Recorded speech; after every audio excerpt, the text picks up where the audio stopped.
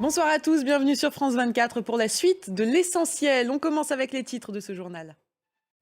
Et enfin, info ou un tox revient ce soir sur une vidéo très virale affirmant que des clandestins haïtiens en Géorgie ont pu voter aux élections anticipées aux États-Unis. Nous verrons pourquoi il s'agit d'une intox. La COP16 biodiversité s'est achevée samedi sur un échec, ce sera le sujet d'élémentaire.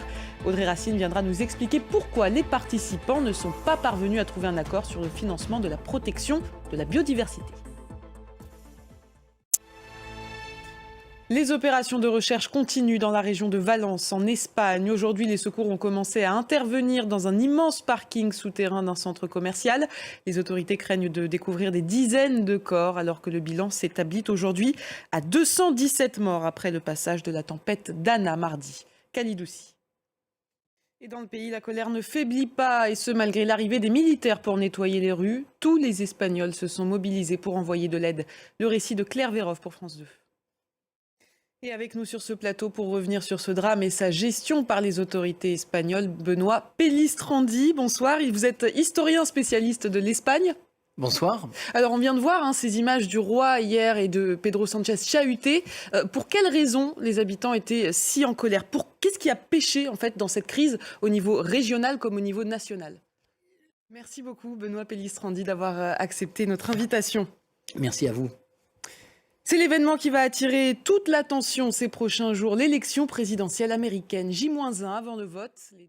On saura donc très bientôt qui dirigera les États-Unis, quels seront les premiers chantiers du nouveau président. Je vous propose d'écouter le récit d'Alexandra Quarini. Et sachez que toutes nos rédactions sont mobilisées ici à Paris, mais aussi aux États-Unis et partout dans le monde pour vous faire vivre ces élections américaines.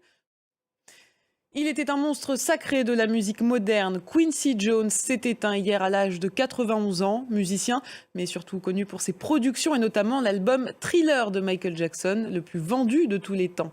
Retour en images sur sa carrière avec Héloïse Mélan. Et on passe tout de suite à la chronique Info ou Intox.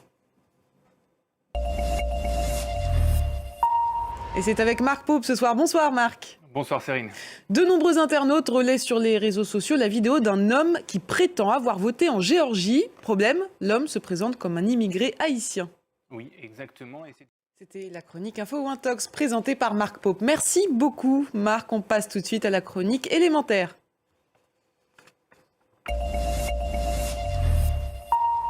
Et c'est avec vous Audrey Racine. Bonsoir Audrey. Bonsoir Cérine. Alors on va revenir sur l'échec de la COP16 biodiversité ce samedi soir. Est-ce que cela signifie ?